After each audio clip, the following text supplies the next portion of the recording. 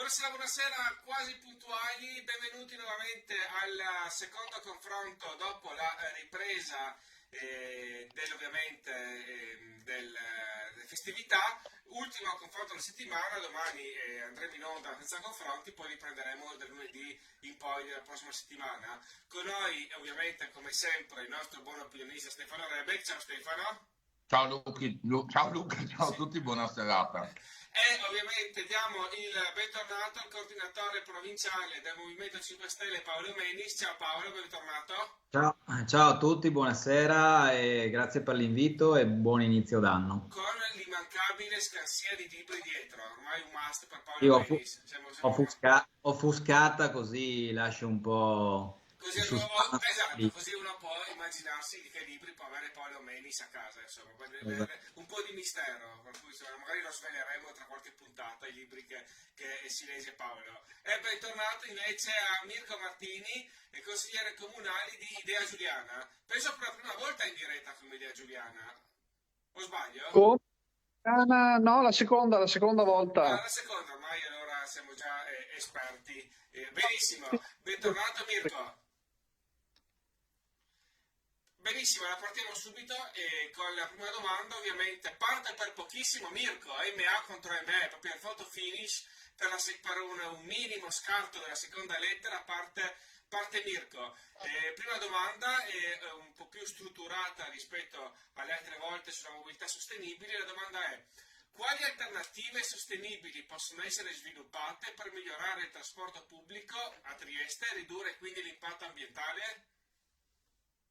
Quello che già stiamo facendo come amministrazione, tradotto il cambio e l'introduzione da parte di Trieste Trasporti degli autobus elettrici, autobus che si caricano andando durante la corsa. Abbiamo fatto una stima per la 17 che scende in città, che grazie alle nuove tecnologie riusciamo praticamente a non doverla caricare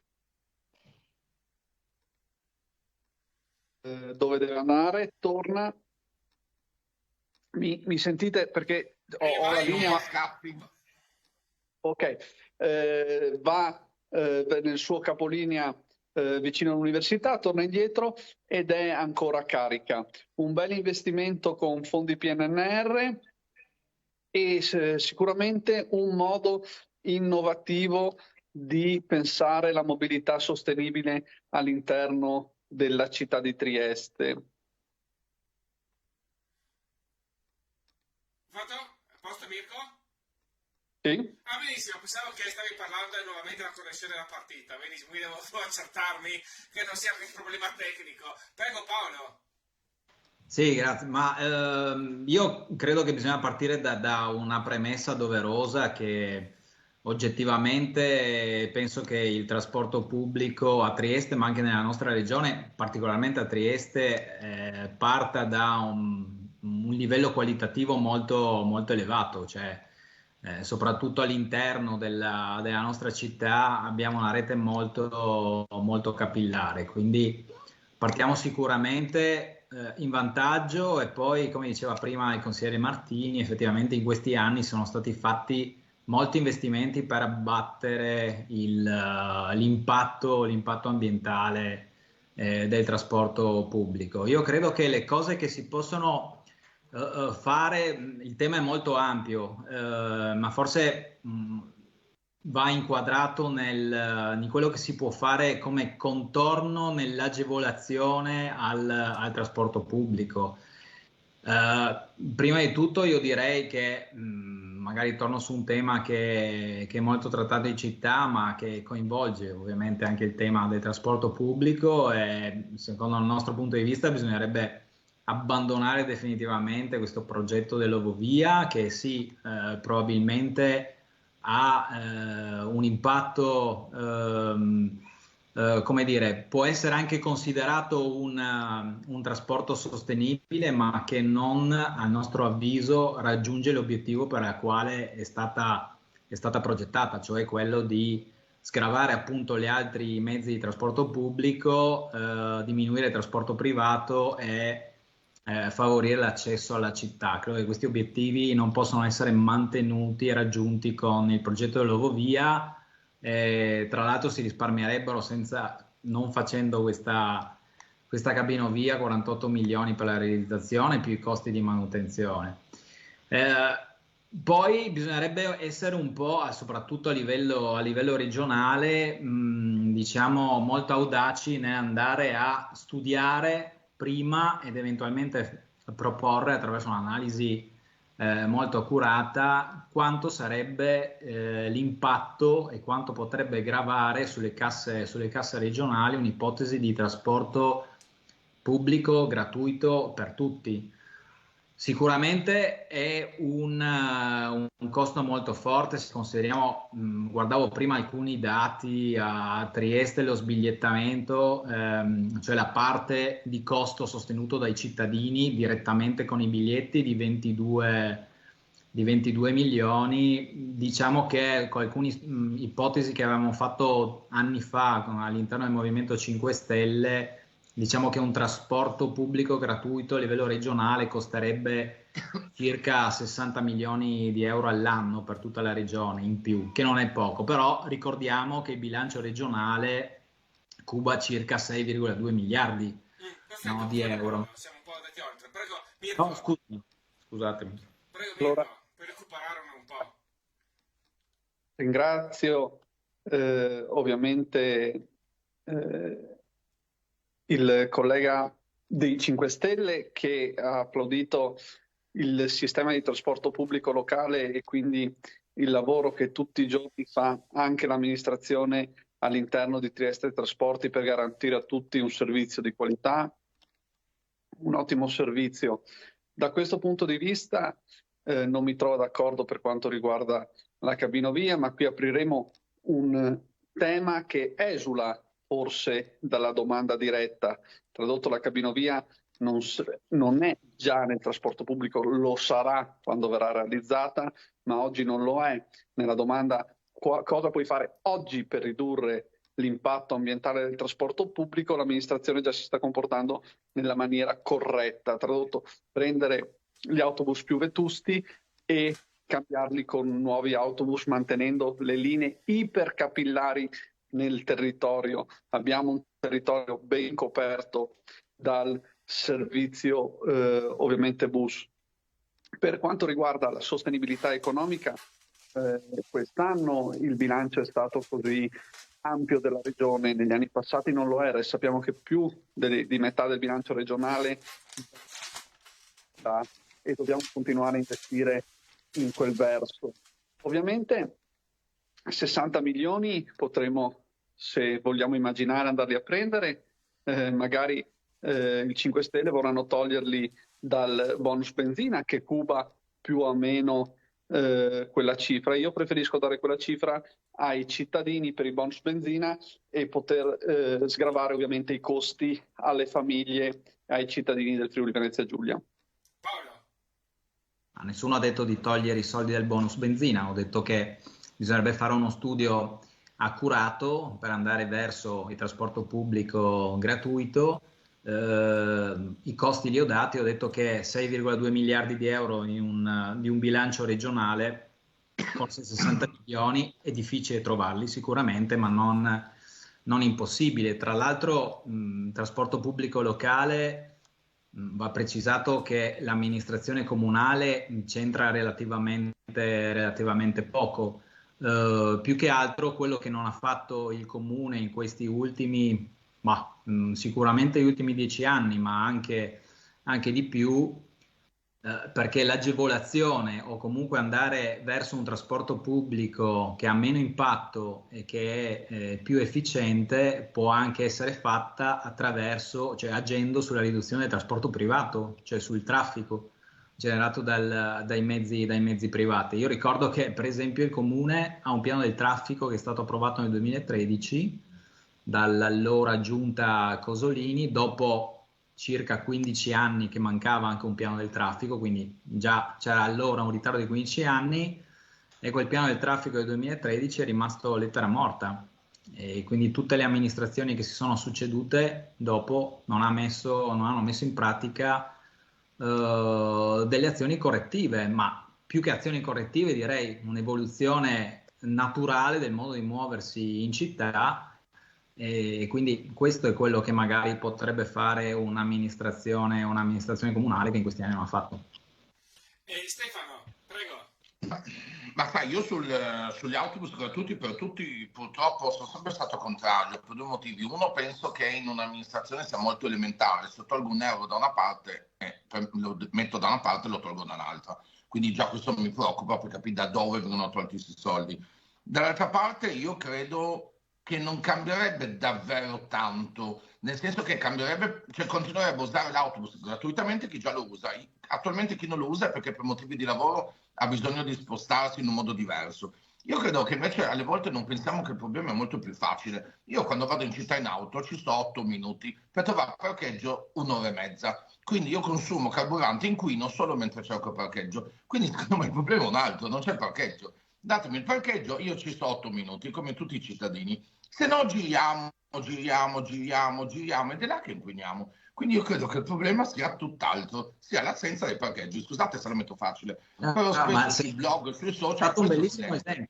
Stefano, hai fatto un bellissimo esempio. Se tu sapessi che prendi un autobus gratuitamente, probabilmente saresti più incentivato a scendere in centro in autobus piuttosto che spostare No, io ho detto l'opposto, scusami. Io ho detto che se io non scendo in autobus è perché ho bisogno di scendere in auto. Se mi dai l'autobus gratuito, io continuo a scendere in auto perché mi serve scendere in auto. Io questo sto dicendo che invece regalare gli autobus secondo me non ha senso. Invece analizzavo il fatto che secondo me il sistema inquinante dell'auto non è a Trieste, una città piccola così, non è dovuta all'auto che si sposta, ma all'auto che non trova parcheggio. Perché io, come chiunque, basta che guardiate qualunque social, vedete storie di gente che si lamenta che viene anche per lavorare a Trieste da Udine, da dove arriva a Trieste in mezz'ora, in 40 minuti se viene da Monfalcone, dove viene, e poi gira per 1 o 2 ore. Alle volte rinuncia e se ne va. E ci sono tante storie di queste, le avevo anche già segnalate. Io per primo da casa mia in 8 minuti in auto sono in centro e sto un'ora, spesso anche un'ora e 20, per cercare parcheggio, quindi là che inquino. Quindi ho risposto ai due concetti. Però no, io sono contrario agli autobus in omaggio. Allora, 30 secondi a testa, Mirko e Paolo. Sempre su questo tema, Sì. dici? Se volete, Ma se volete no, aspetta, prima Mirko, se vuoi aggiungere e replicare a Stefano. No, io penso che tutte le più grandi città europee vanno verso la chiusura, almeno parziale, del centro al traffico privato e l'incentivazione di trasporto pubblico e di altri mezzi meno impattanti. È chiaro che Trieste ha comunque un'area limitata e quindi non è che potremmo all'infinito creare situazioni o luoghi dove poter parcheggiare le automobili. Io credo che è chiaro che è una situazione molto critica sicuramente, soprattutto in centro, come diceva Stefano, però è il cane che si morde la coda. Cioè, se io sono più incentivato e spendo di meno spostandomi con i mezzi pubblici, sarò appunto sceglierò di non utilizzare l'auto per andare in centro. Ecco. Poi ci sono delle situazioni per cui l'auto la devi usare per forza. Mirko, e dopo passiamo al secondo tema. Per le libertà, tradotto, dare la libertà ai cittadini di poter utilizzare il proprio veicolo se scelgono di utilizzarlo e se ne hanno bisogno, senza andare a limitare quelle che sono le libertà delle persone. Sono contrario ai servizi totalmente gratuiti perché questi gravano sulle casse dello Stato e dopo qualcuno deve pagare. Grazie all'amministrazione di Piazza, un'amministrazione accorta alla città di Trieste che nel 2016, quando governavano altri, aveva 120 milioni di euro di debito che gravava sul bilancio comunale, oggi ha un debito di nemmeno 60 milioni e questo è il modo di vedere le cose. Programmare le cose in maniera tale che siano sostenibili non solo a livello ambientale ma anche a livello economico, altrimenti mettiamo un'ipoteca su quello che è il futuro della città. Benissimo, passiamo a secondo tema, siamo già un po' in ritardo, ma beh, lo stesso, vi terremo qualche minuto in più. Paolo, partiamo con te, passiamo a un tema più prettamente giovanile. Quali politiche possono essere implementate per promuovere la partecipazione attiva dei giovani nella vita culturale di Trieste? Ma sì, lo chiedi a un ex giovane, quindi forse sono la persona meno indicata, no? Non è che voglio svicolare da rispondere a questa domanda. Io credo che alcuni strumenti a livello comunale ci siano già. Noi lo scorso anno avevamo richiesto che venga riattivata, per esempio, un organo del Comune di Trieste, che è la Consulta dei Giovani. Perché? Perché secondo noi, per risolvere i problemi dei giovani è necessario sicuramente sentirli, farli discutere tra di loro e portarli a contatto con le istituzioni locali. La Consulta dei Giovani, diciamo, era, perché formalmente ancora in vigore, ma ormai non si riunisce da marzo del 2022, era stata costituita nell'aprile del 2021.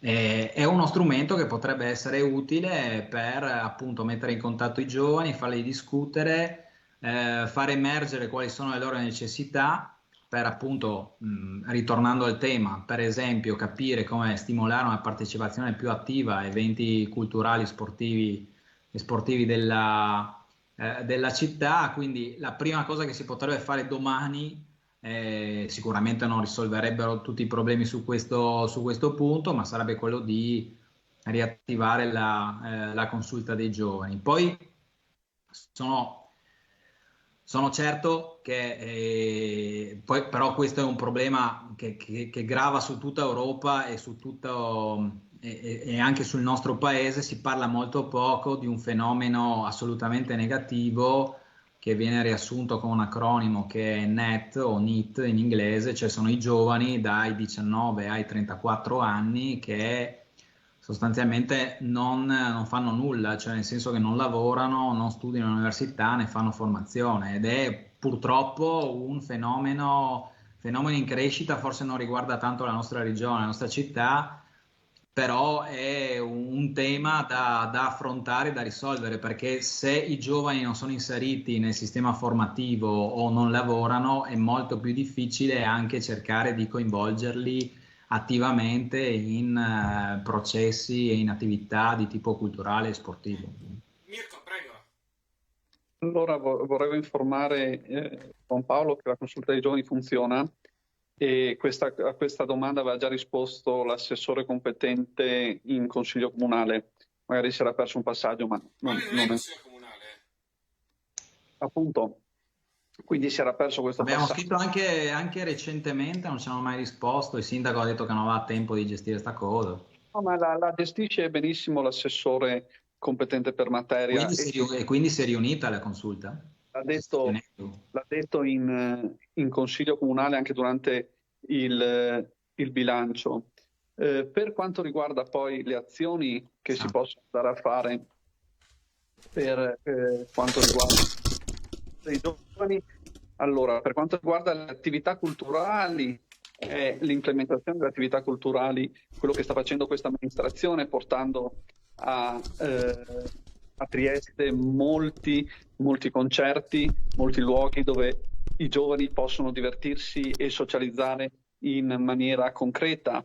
Il rinnovo delle biblioteche, abbiamo investito per quanto riguarda le biblioteche per dare spazi ai giovani per studiare. Per quanto riguarda i NEET, al progetto PAG abbiamo aperto posti di lavoro proprio dedicati a loro, alla loro formazione, per invogliarli all'avvicinarsi al mondo della pubblica amministrazione. Grazie a fondi PNRR si erano aperti 6 posti che sono stati occupati e che presto verranno rinnovati. Questo è il modo di agire di un'amministrazione lungimirante. Di certo poi ci sono anche le varie attività che ci sono all'interno del sistema comunale. Immagino il festival che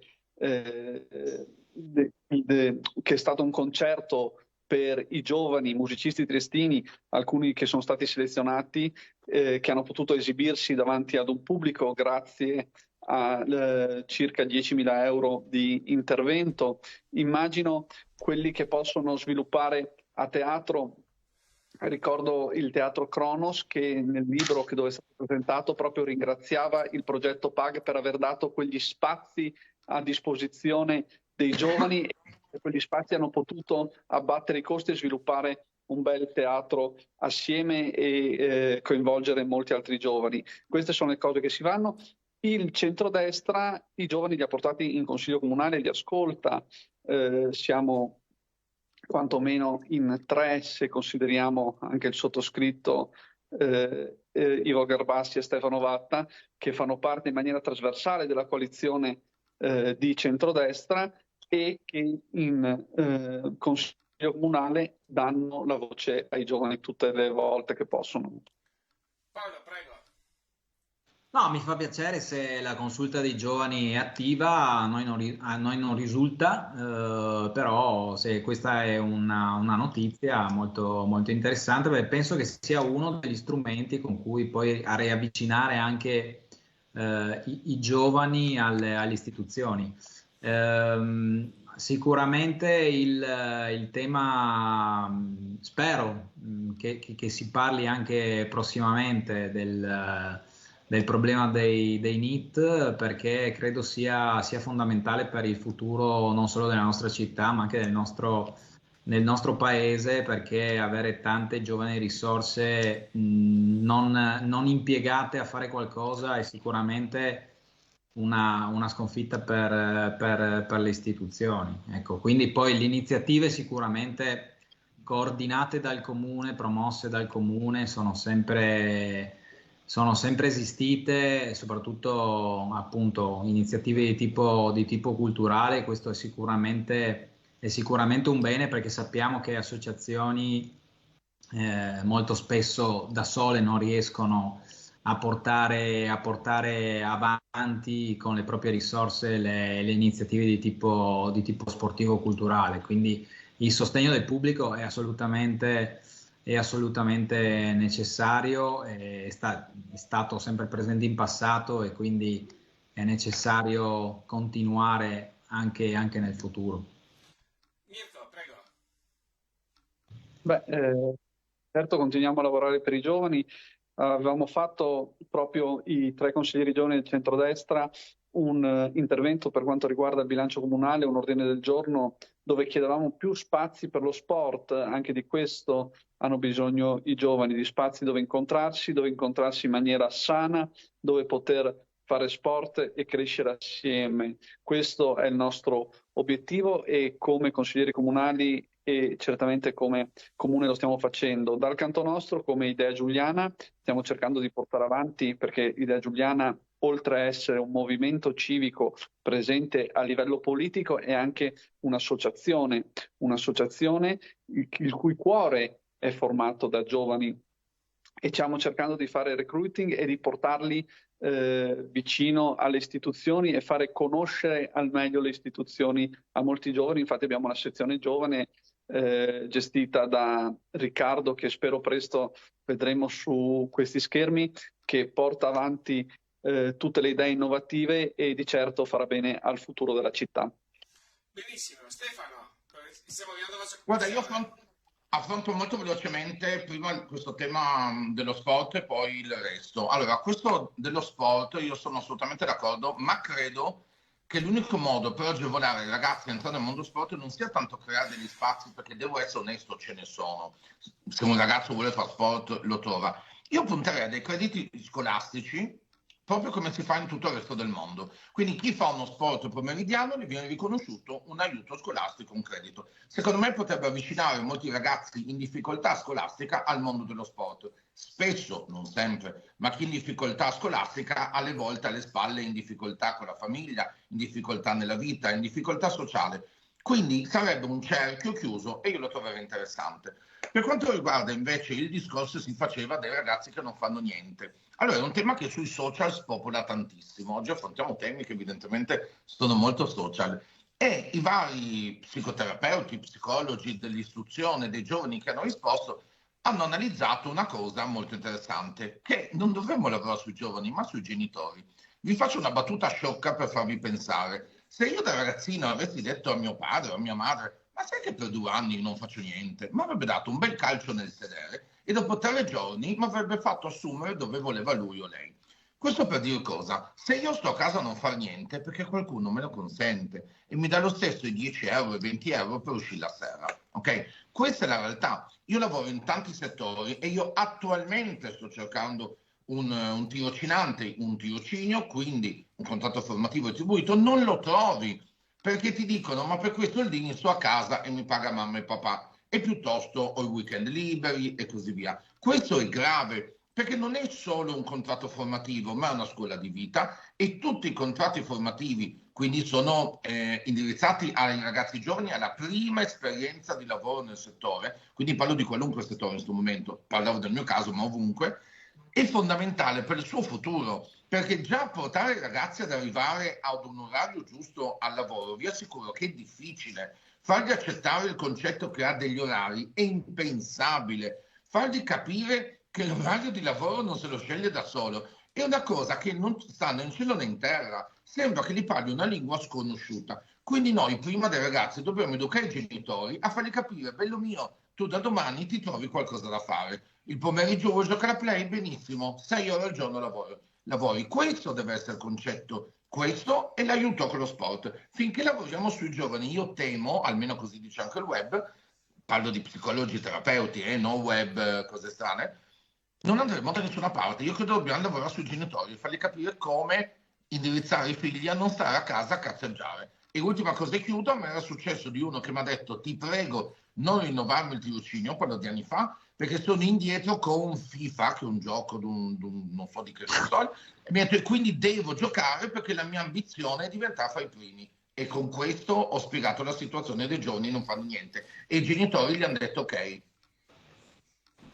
30 secondi su quello che ha detto Stefano, Paolo e Mirko, e dopo chiudiamo. Vai Paolo. No. So, effettivamente la leva dei genitori è una leva fondamentale, perché è chiaro che poi quelli che possono decidere a casa in ambito familiare sono loro. Effettivamente il tema è complesso, perché riportare, cioè andare a individuare le situazioni singole all'interno delle famiglie dove si trovano appunto giovani che non hanno nessuna voglia di studiare o di lavorare, poi intercettare queste situazioni comincia a essere difficile. È difficile anche poi andare a intercettare e fare un lavoro sui genitori, però come diceva Stefano è la prima leva sulla quale entrare. Il mondo del lavoro poi dà ovviamente esempi non sempre molto gratificanti, come diceva Stefano prima. È un lungo lavoro di tipo culturale, però la cultura riesci a diffonderla se riesci almeno a riportare questi giovani o a non far abbandonare questi giovani dal sistema formativo e scolastico. E quindi è un'impresa molto, molto difficile, però le soluzioni vanno sicuramente trovate. Mirko, chiudiamo. State parlando con una di quelle persone che nel proprio curriculum ha scritto che ha fatto il lavapiatti nella vita e questo è l'insegnamento che ho visto da parte della mia famiglia e l'esempio positivo dei miei genitori che ogni giorno erano i primi ad arrivare nell'impresa e gli ultimi ad andarsene. Di certo però i giovani forse hanno bisogno di motivazioni, di trovare motivazioni, di trovare partecipazione, soprattutto del valore dello studio, del valore di andare avanti, di laurearsi, di andare all'università, di concludere un percorso che non sia solo quello del diploma, ma di continuare. E questo è un fenomeno che dobbiamo mettere a livello culturale, ma generale, partendo dal fatto che un laureato lo devi pagare e pagare bene, perché oramai il concetto di lavoro è diverso, non abbiamo più un lavoro come lo si intendeva 10 anni fa, ma ci sono concetti diversi di lavoro e immagino il ragazzo che voleva diventare molto bravo a FIFA, che magari veramente poteva andare a lavorare nel mondo dei videogiochi e insegnargli che si può diventare sviluppatori di videogiochi, e questo è un compito che può svolgere anche la scuola. Diciamo che si può imparare e applicare concretamente quello che si sta imparando. Questo per chiudere il discorso sui giovani. L'amministrazione ci sta lavorando in maniera concreta, sta mettendo dei soldi a disposizione anche per quanto riguarda gli spazi sportivi, e continuiamo a lavorare su questo tema. Dobbiamo riportare i giovani a capire che hanno un ruolo importantissimo all'interno della società. Benissimo, perfetto, siamo dilungati un po' di più, però insomma i temi erano importanti. Ringraziamo per stati con noi Paolo Bendis, coordinatore provinciale Movimento 5 Stelle, Mirko Martini, consigliere comunale di Giuliana, e con Stefano ci troviamo tra poco con l'assessore alla sicurezza Caterina De Gavardo. Un saluto a tutti e arrivederci.